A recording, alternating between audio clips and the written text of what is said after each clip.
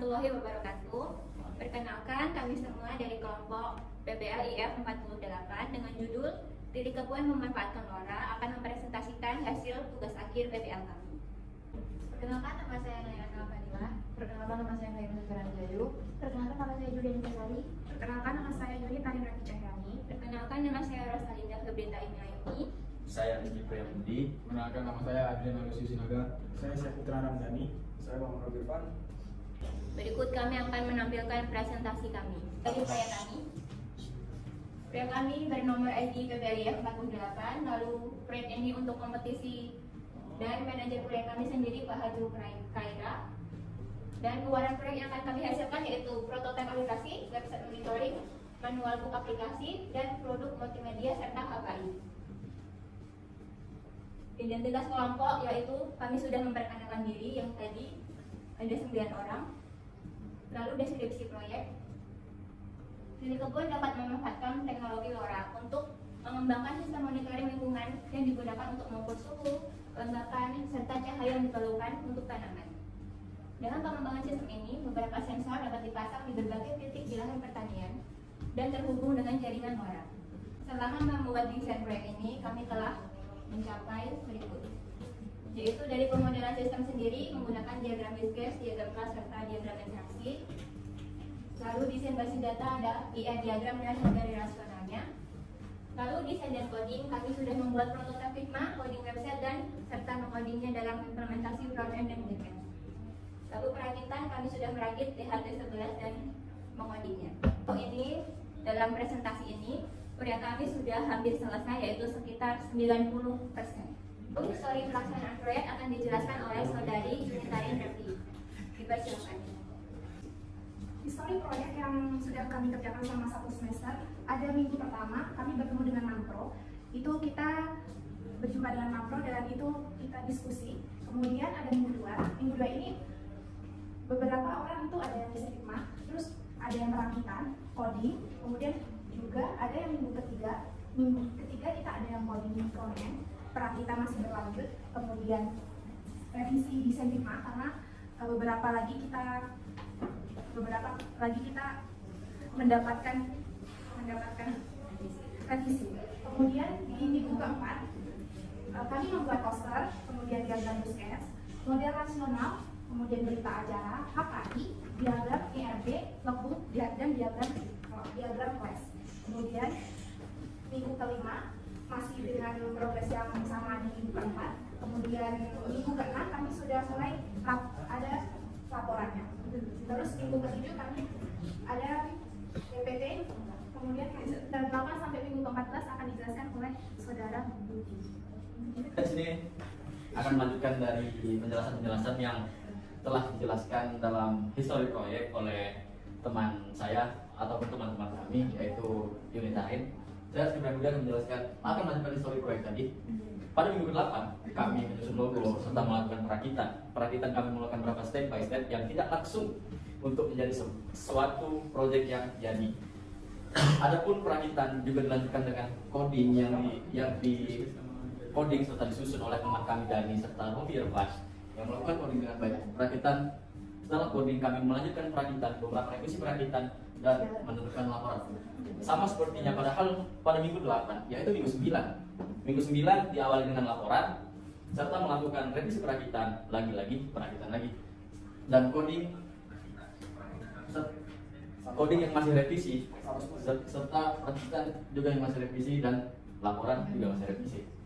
Minggu 10, 11, 12, 13, dan 14 merupakan isi yang sama dari minggu ke-8 dan 9.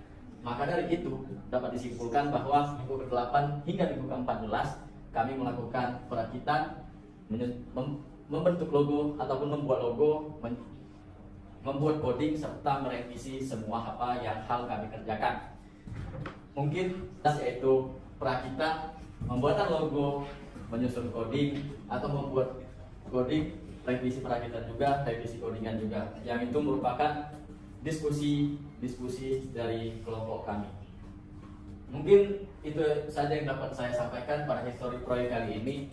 Mudah-mudahan kami dapat menyelesaikan segala segala hal atau kendala yang ada dalam proyek kami dan dapat membuahkan hasil yang memuaskan bagi kami ataupun para dosen pembimbing kami. Sekian dari saya, akan dilanjutkan oleh teman kami siapa? Karena sensor di atas 11 dan sensor LDR mendeteksi suhu, pelembapan intensitas cahaya, lalu data sensor dikirim dari LoRa, lalu ditangkap oleh LoRa Gateway, lalu data masuk atau tampil ke web monitoring. Lalu untuk flowchart-nya ini lebih ke user, di mana user masuk ya kan, registrasi, apabila gagal bakal ulang lagi, apa ada kesalahan di mana itu, lalu jika berhasil maka bisa login, jika salah password atau ID bakal kembali lagi, jika benar maka akan masuk ke dashboard. Untuk selanjutnya user bisa masuk ke menu monitoring dari dashboard atau masuk ke menu berikut lain. Ada 3 menu: monitoring suhu pelembapan dan cahaya, atau masuk menu aktivitas. Oh yang terakhir ini ada aktivitas user dan kebun. Bila user mau log out maka jangan log out dan selesai aktivitas user. Lanjut saya. Setelah itu untuk diagram use case akan dijelaskan oleh Adrian Sinaga. Baiklah teman-teman, sekarang saya akan menjelaskan diagram use case. Di sini ada user. User akan mengakses ke kebun untuk mengukur kelembapan, mengukur pH tanah, mengukur cahaya matahari dan mengukur suhu menggunakan alat yang kami rakit. Ketika dia sudah melakukan pengukuran semua, ketika dia melihat hasilnya, dia akan login ke web tersebut. Dari login ini, dia akan masuk ke dashboard. Di dalam dashboard web, dia akan dapat melihat hasil pengukuran kelembapan, melihat hasil pengukuran cahaya matahari, melihat data pengukuran, melihat hasil pengukuran pH tanah, dan juga melihat hasil pengukuran suhu. Lanjut. Kemudian untuk diagram kelas, di sini admin. Admin berguna untuk mengelola akun. Di dalam pengelola akun ini terdapat username, password, ID admin dan juga email. Begitu juga mahasiswa dan user, dia berguna untuk mendaftarkan pilih kebunnya, yang di dalamnya berisi username, password, nama dan juga email. Ketika login, di dalam web login pilih kebun terdapat username dan juga password. Pada bagian simpan data dan juga view data. Di simpan data berfungsi untuk menyimpan data yang berisikan username, file name, file ID dan upload file. Begitu juga pada view data ada username dan teks. Sekian presentasi dari saya. Selanjutnya akan dilanjutkan oleh Kairi. Selanjutnya itu ada diagram interaksi yang dimana berisi sensor TLD11, sensor LDR, sensor TDP, dan dapat dilanjutkan ke alat LoRa NOT, lalu ke LoRa Gateway ke server, dimana berisi lampu LED merah, lampu LED hijau, lampu LED biru. Dimana LoRa Gateway atau server ini berhasil, maka dilanjutkan ke internet yang dapat menampilkan web monitoring dan dapat diakses pengguna user. Selanjutnya yaitu ada IR diagram, di mana berisi user, lalu user ini dapat register, lalu dapat login, dan jika sudah login dapat bertemu dengan dashboard, di mana dashboard ini berisi tabel, billing, dan dokumentasi, di mana tabel ini berisi view data dan dapat menambahkan data. Lalu setelah itu jika sudah selesai maka kita bisa keluar. Selanjutnya akan dijelaskan oleh Julian.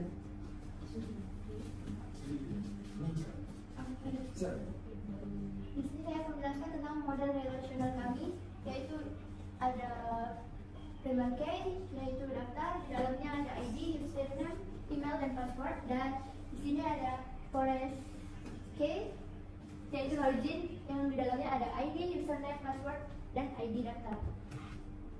Dan saya menjelaskan tentang desain Figma. Di sini ada tampilan dari desain Figma.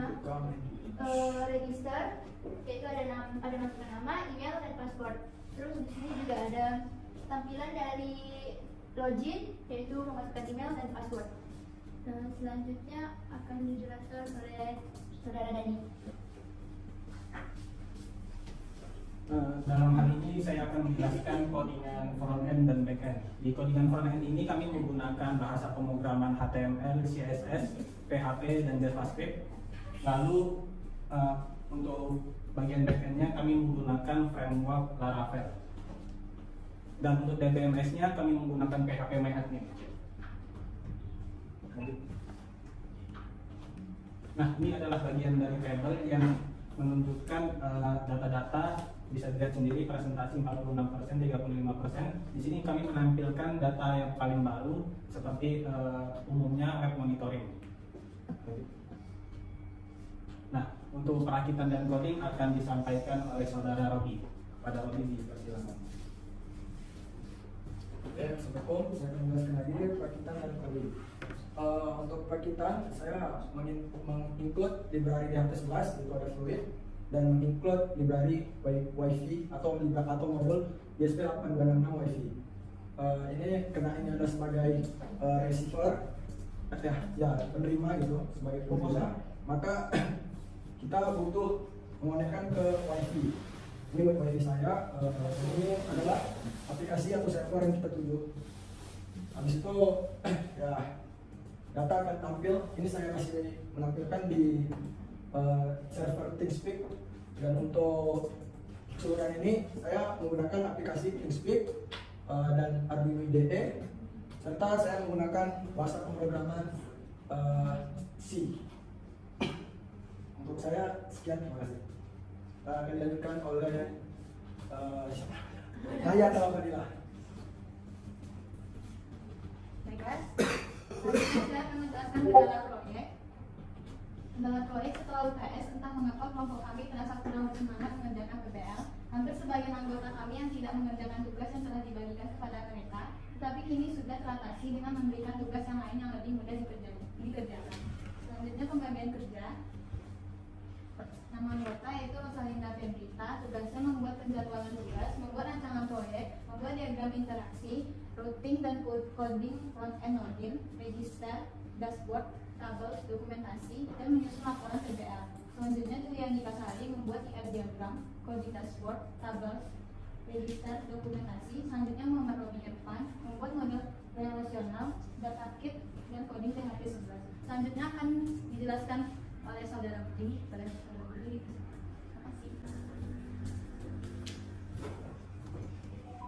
Baiklah, di sini saya akan melanjutkan apa yang dijelaskan sebelumnya oleh teman saya, yaitu Naya Talafadila, soal pembagian tugas. Adapun di mana pembagian tugas di sini, dari lanjutan nama tadi, ada Adrian Alusius Naga yang membuat use case diagram serta merakit dan mengkoding di HT11, serta Yuditarin Raja Cahyadi yang bertugas untuk membuat diagram kelas, membuat prototipe sebuah Figma. Dan Naya Talafadila juga membuat hal yang sama oleh Yuditarin Raja Cahyadi, yaitu membuat prototipe Figma juga. Tapi yang berbeda di sini, Naya Talafadila bertugas untuk membuat sebuah logbook. Khairin Samira Anjayu di sini mengoding sebuah dashboard serta membuat poster untuk proyek kami, yaitu proyek Lili Kebon. Dan Syaputra Ramdhani di sini merupakan bertugas sebagai coding backend dari tampilan web kami, serta membuat login dan register, juga membuat sebuah HKI-nya sekalian. Dan saya sendiri di sini membuat berita acara serta merakit juga dan membuat sebuah DHT11. Sekian dari saya. Dari kelompok kami, bila ada kurang dan lebihnya kami mohon maaf. Wassalamualaikum warahmatullahi wabarakatuh.